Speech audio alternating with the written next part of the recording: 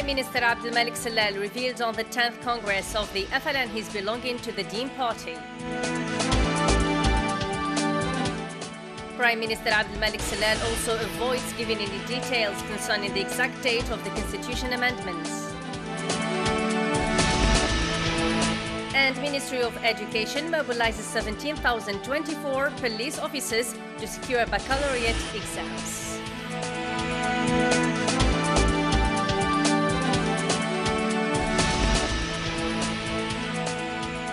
Hello ladies and gentlemen, you're watching Dzair News and welcome to this English news edition. First, in our top stories on the political scene, Prime Minister Abdelmalek Salal revealed on the 10th Congress of the FLN he's belonging to the Deen Party. These statements somehow have surprised some individuals within the FLN party. Mustafa Azluk. What appears like a response to the Secretary-General of the FLN party, Ammar Sadani's demands, Prime Minister Abdelmalek Salal revealed on the sidelines of the 10th Congress of the FLN party he's belonging to the Deen Party, stressing that his loyalty has been going on for 40 years and he considers himself as the product of the party. The Premier, who has been known for years as a technocrat, called the FLN MPs back upon revealing his membership, notably those within the party aiming for his executive position. For their part, other active politicians on the political scene suggest that the Prime Minister Abdelmalek Salal is not obliged to reveal his political affiliations, given the fact that back in the days during the single-party era, politicians in government were affiliated at the same time.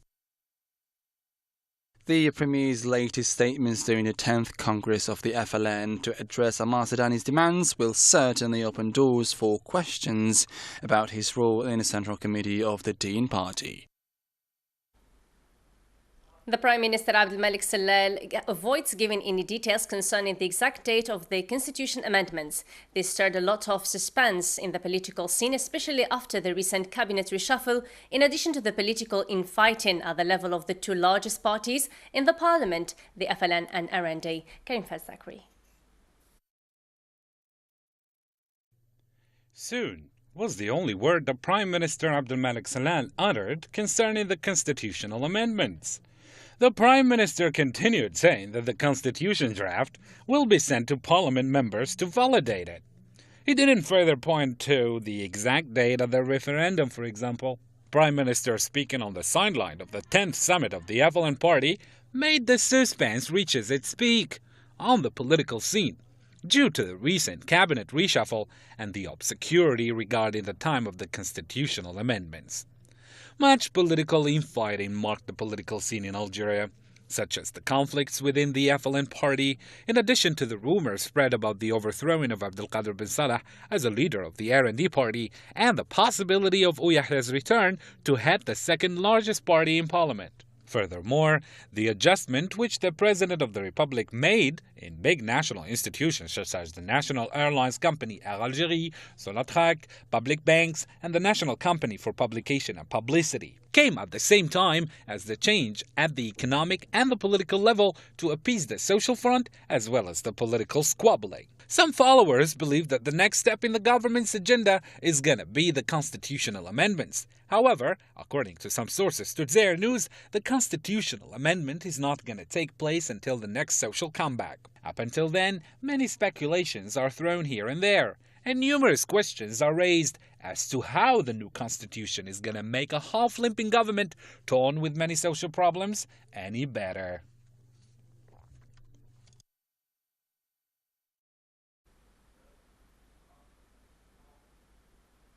A number of former officials of public institutions affirmed at Blida Criminal Court as witnesses in Al Khalifa trial that the privileges granted by Al Khalifa Bank compared to the public banks lured them to deposit their institutions' funds within the same bank. The same goes on its fourth week tomorrow, Saturday. Hence, Minaras. 25 days following the start of Al Khalifa trial, the scandal of the Century case where Judge Untitled carried on its 21st hearing session, listening to witnesses that turned up to pledge their testimonies that all agreed on them resorting to transfer their funds from several public banks and deposit them in Al Khalifa Bank, given the percentage of 10-10 offers the bank presented, exceeding 10% in the majority of time, let alone the privileges those institutions benefited from inciting their officials to renew their deposit in Al Khalifa Bank before they faced their unfortunate fate of losing their money after the bank's infamous bankruptcy. A third week that ends in a case that has long preoccupied both the national and international public opinion, that still has much to reveal after the court's judge affirmed the absence of former ministers of finance and the disapproval that followed from the main accused defense attorneys. The fourth week is set to kick off on Saturday, pending the arrival of high officials and personalities whose statements may settle the case for good. Minister of State, Minister of Foreign Affairs and International Cooperation Ramtan Lamamra said Thursday in Kuwait City that Algeria is a leading country in the bilateral and multilateral cooperation in counterterrorism. Karim Fazdakri. Algeria is a leading country in the bilateral and multilateral cooperation in countering terrorism. It provided assistance in the bilateral level, and it can still contribute in the framework of a joint Islamic action. These were the words Ramatan Lamamra used shortly before the closing session of the 42nd meeting of the Organization of Islamic Cooperation, OIC, Foreign Ministers' Council.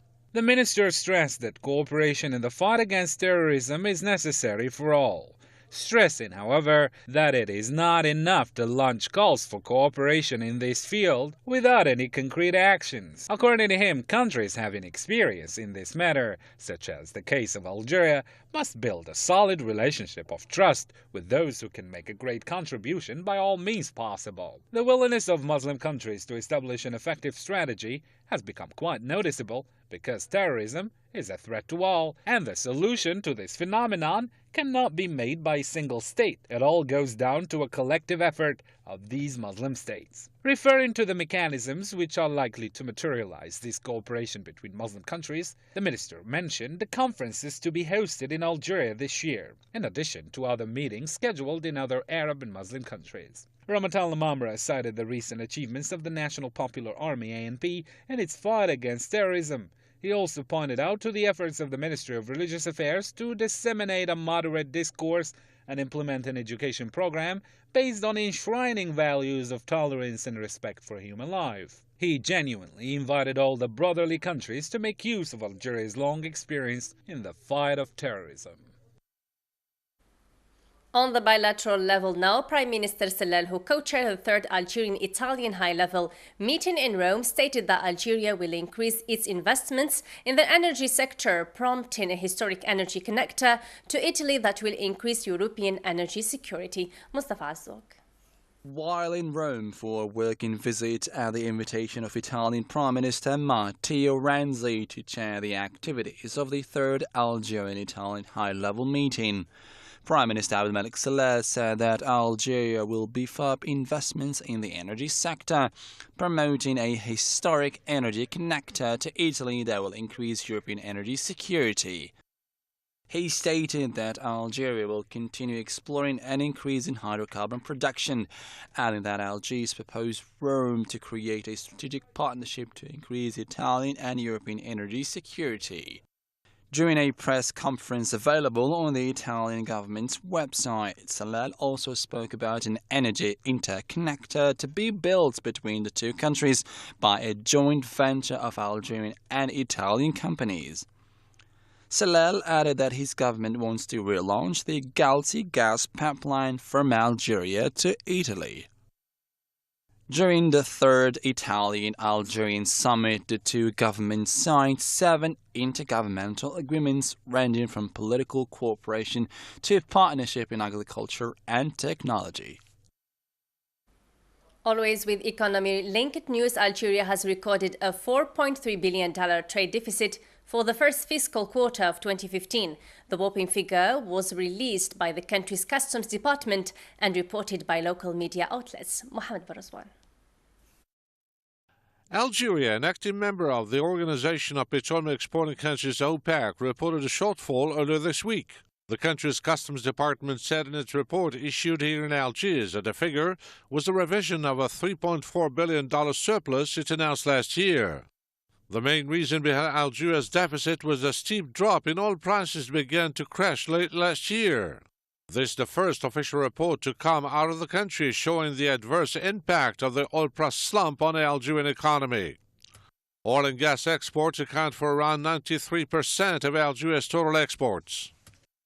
However, this wasn't the case in the period from January to April, when crude oil and gas exports accounted for only 42.8% of the country's overall exports, according to customs figures. The decline in the country's oil and gas exports was mostly due to market glut, as surplus oil in the world market barred some exporting countries from finding enough customers.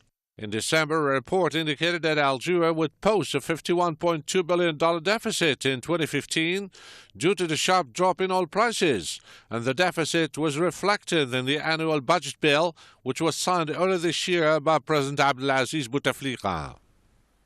Moving on to the educational file, the General Directorate of National Security wrote down a preventive security plan to secure all printing, assembly and debugging centers during the baccalaureate exams, where 17,024 policemen were mobilized. Hinsman Aras. In a time where the countdown for baccalaureate exams has started, all data agree that this year's preparations are going smooth. Security-wise, the General Directorate of National Security outlined a plan to secure printing and correction centers, along with providing security escort during exam paper transmission, in accordance with education authorities. 17,024 police officers are mobilized, as well as a security coverage of a printing center and 71 correction centers, in addition to 16 gathering centers in 2,215 exam centers spread across the country's provinces.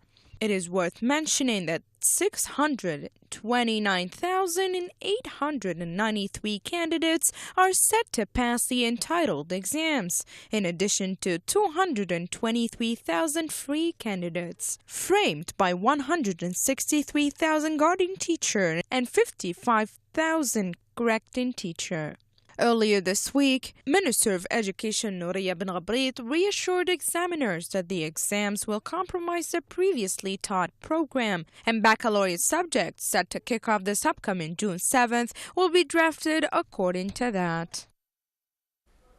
In regional news, Tunisia has arrested a second Moroccan suspect of a deadly attack in March on the Bardo Museum in Tunis, detaining him at the border with Libya, the Interior Ministry said Thursday. Noureddin El Naibi was arrested on Sunday at the Ras Jidir border post on suspension of indirect involvement in the attack, Ministry spokesman Mohammed Ali Arwi told AFP. He said the suspect was using a forged passport.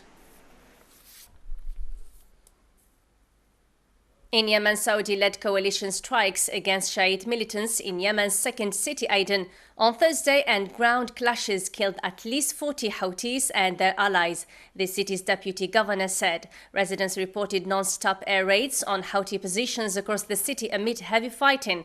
The coalition air campaign against the Houthis and allied forces loyal to former leader Ali Abdullah Saleh began on the 26th March in an effort to restore UN-backed President Abderrabbu Mansour Hadi to power.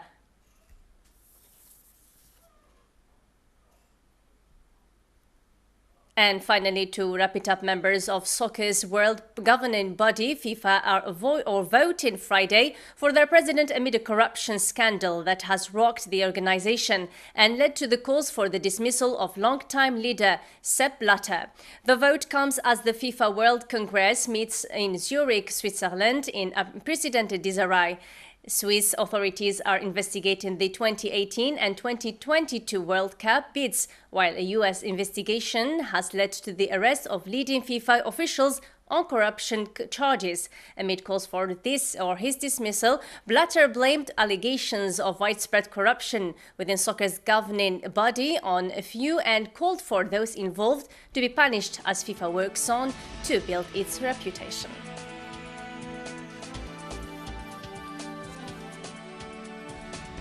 The end of our English news edition. Thanks for watching. Goodbye.